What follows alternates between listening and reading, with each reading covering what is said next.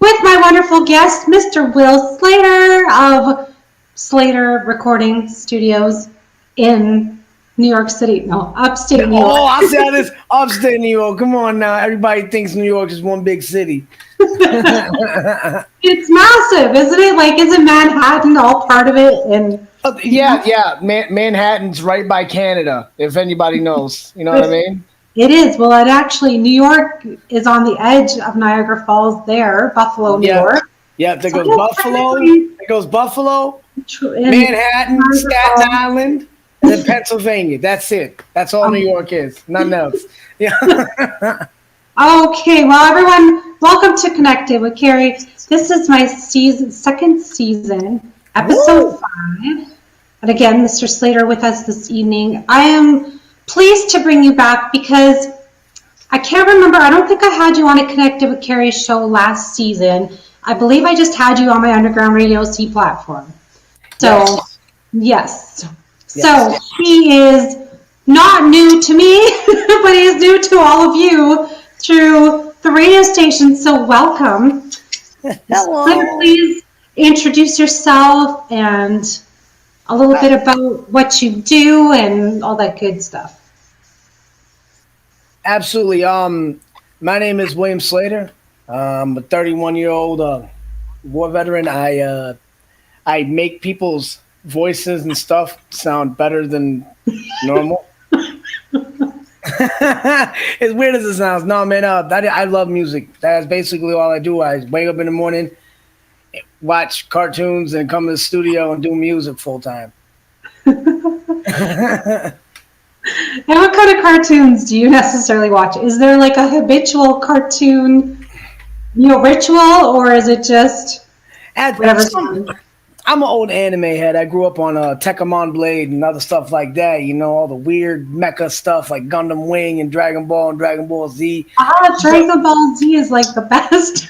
Yeah. I wouldn't say the best. It's close though. Okay, well, it's up there. My wife's nephew got me into this show called Baki, Baki. It's about this wrestler, and it's an anime, and I thought it was going to be stupid, and here I am, like 2 seasons into it, and I'm like, ooh, this dude about to whoop his ass. I'm like, yeah. It's starting to get relatable to the characters when you're in it, and you're like, I could be him. I could do this. Yeah, I could suplex a building, no problem. I'm not going to try it, though. It's a crime. Right? How about Avatar? Have you ever watched the Airbender and the Waterbenders? And oh, what? Yes, I have. Okay. Yes, I have. I relate to him because we about the same height. Right. If anyone who's watching, if you don't know, Mr. Slater is actually I'm standing up right now. Now y'all don't notice I'm standing up on my legs. On my feet. I got little. That's we always have we're on Facebook together, so there's always this big, huge running joke about his wife Nicole. She's much taller than him, so it's like, okay, get her to get everything in the kitchen shelves for you. She still does that. She just bought this new Tupperware stuff, and she put it on the top shelf. Then she asked me, "Hey, sweetheart," I said, "Yes, my loving wife." She said, "Will you get that on the top shelf?" I said, "Oh, you out of your mind? You want a new medication? What's going on with you? I can't even reach the bottom shelf without a stool. And you ask me to get on the top shelf? Pick me up." Right. I look at it like this, like a little kid. Pick me up. Up. It's true. Up. At least, the good part is that you're actually, you have a really good sense of humor about it all. And it's wonderful. So it's like, because I always get the short jokes because I'm a short person myself. So I'm always picked on for being short, all the time. These memes come through and people send them to me and they're like, "Oh, this is you, ha, ha, ha." And I'm like, okay, it's true. But I love it. I get them all the time. That and the teeth jokes. I got buck teeth. I got an overbite. I deal with it. I understand. I look like Bugs Bunny, but have you ever seen his girlfriend? I'm just saying. And your wife is, she's up there too, so. Yes, she's very beautiful. I don't know what she sees in my goofy self, but I'll take it. I'll take it all day. So Will and I, we met, man, It's been over a year ago. Yeah, back in Vietnam. Back beyond, we were the stunt doubles for tall people. No, I'm just kidding. No. I was doing an interview with one of the recording artists. Fatal Nines. Fatal Nines. And, yeah, and then he comes on and he's in the comment section. He's like, "Oh, you have to interview me," and I was like, "Well, we'll see." I paid her $150, and she told me no. And then I had to pay her another $365.36 plus 2 Twinkies, and then she finally said yes. Twinkies always do it. So, which was cool because Fatal Nines that I interviewed, he's from South Carolina or North Carolina? South Carolina. Mixed up. South Carolina. He came on and we were doing the interview. And he's like, "Yeah, my producer, he lives all the way in New York," he says, and and he's like, "He's amazing." And I was like, "Oh, that's super cool." So when we connected together, and you're like, "Yeah, I would love to do an interview," and I was like, "Yeah, I gotta have you on because the music that you've been doing with all these amazing artists has been so cool." I know we're getting feedback. I don't know if it's you or me. There we go. Not with me. I got my headphones on and my monitor's muted. I make sure of that. That's right. As you were saying. We're good. How amazing your artists are and the music that you do. And it's incredible. Oh man, thank you so much. Thank you so much. A lot of people that come here and actually record in the studio are super talented. I haven't met a whack person yet that's recorded here, and I don't care what nobody says. If you're terrible, someone's gonna say that you're terrible, but they're not gonna say it to your face. To be honest, I'll be real. I've never done that because I'm completely honest with my clients. I would tell them straight up, like, "Hey, that sucked. Go back and let's do it again and make it better." Yeah, and then it usually happens. It usually happens. Or they say, "I'm going to another studio." I'm like, "Damn, here's your money back. Have a good one." It is all right though. But I owe it to them. Like I'm recording. Man, there's a dude named Caleb Schaefer. I've been working with him since he was 14. He's 21 now. Wow. He is so dope. Like I can't even say anything bad about the kid. He's just so dope. He has this song called Mannequin that was produced by Tuna Beats. Has this song called Mannequin, and wow. Wow. And it's this other homegirl of mine. We became friends. I become friends with a lot of my clients. Homegirl Anna Reed. She goes by Mrs. 607. 60 Lucky. What's good? Sorry, that's my area code. That's the area code of upstate New York. Okay, that's it. That's it. We got 212 down in the city, and then we got 607 in upstate. That's it. But she's like a Nicki Minaj type rapper, but with actual lyrics. You know what I mean? I love Nicki, but she be rapping about nothing but booty, which is fine. Go ahead, rap about your booty, girl. You got it. You flaunt it. Saluting that.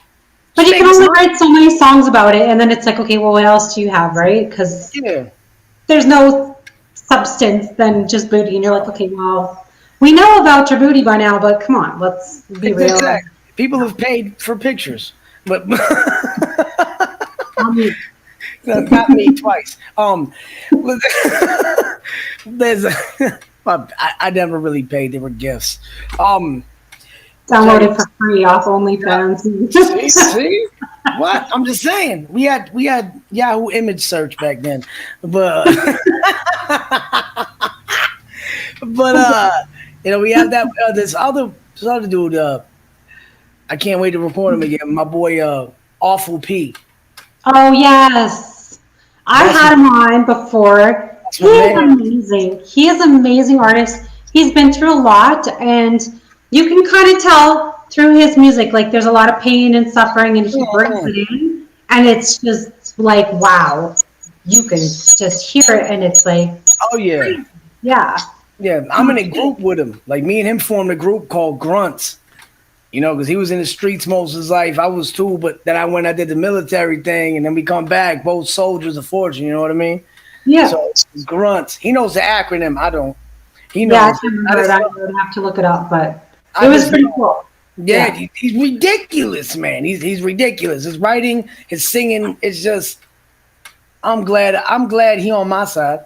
But we got him and but there's so many people. There's so many people that come here. There's 18-year-old kid named Bane. You know, he comes here and I'm sort of molding him, showing him talents inside of him that he never thought he had. You know, I'm just awakening this inner Super Saiyan inside of him, so to speak. Yeah. Oh, now boy Roche, what's good, bro? Oh, Roche, he is amazing too. I had him on as well. Yeah?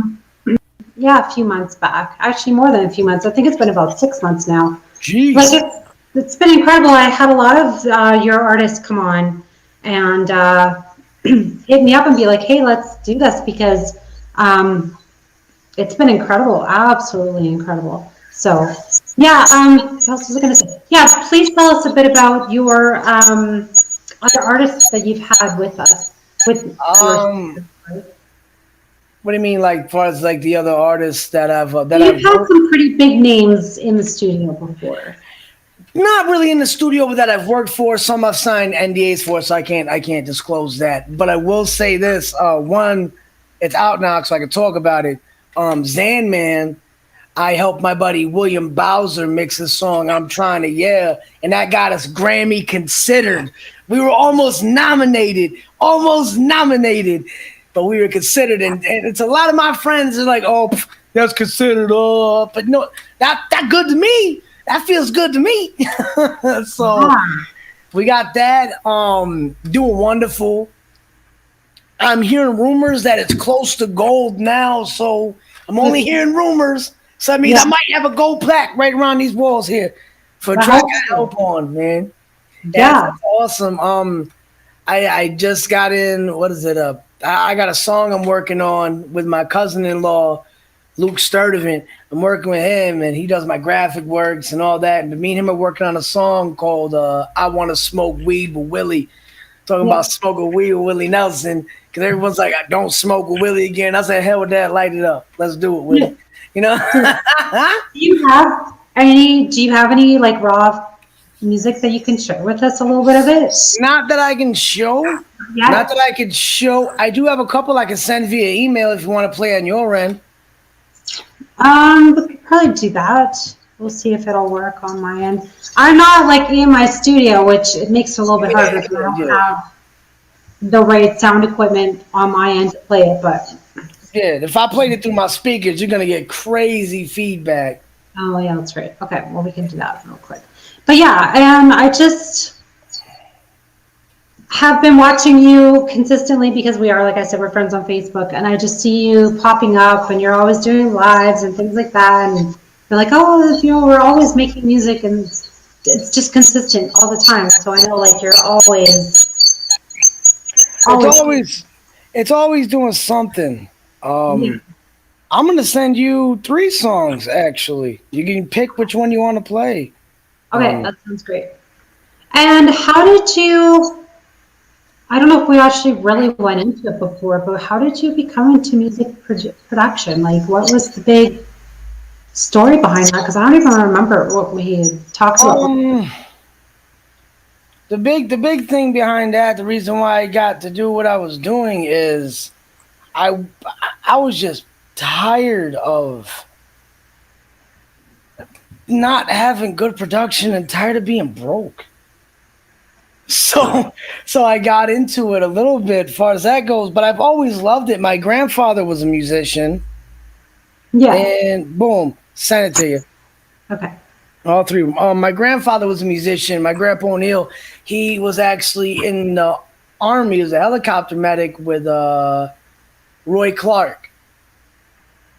Him and Roy Clark were in the military together. They were best friends. I grew up knowing him as Uncle Roy before I even knew he was a country music star. My mom used to be signed back when she was 16. My dad was one of the original drummers for an amazing punk rock band. that he doesn't like me talking about because he likes to leave his past life behind him. So I'm not gonna say the name, but Oh, I just was like, know let's pick it up a little. it's his birthday today, so I'm not gonna give him a hard time. Aw, happy birthday to him. That's awesome. Which one should we play first? um, do the YOY one. That one has CC Rider on it in the end bridge. That's produced by me and her, and it's called "You Own You." That's why it's YOY. So it's "You Own You."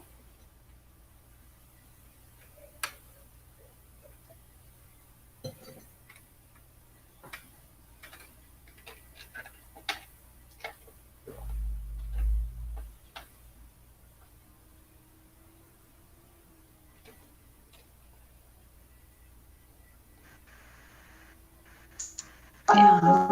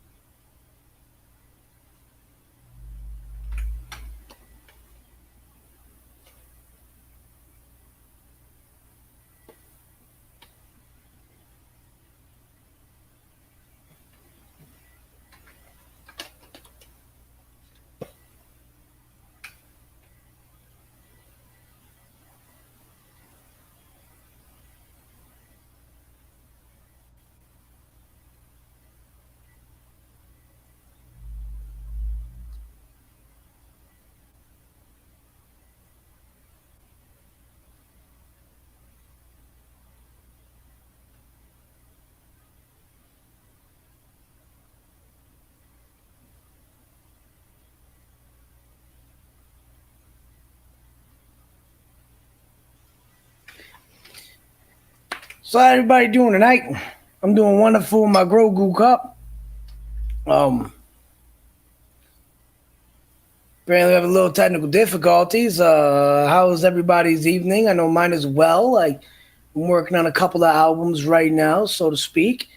A couple of them I cannot talk about due to some features, but a couple of them I can. I know I'm working on one called Unwritten, which is going to be a collaborative album with me and artists that I happen to look up to in my life. It's going to take me a little bit to get out, but I'm going to work on that and push it forward.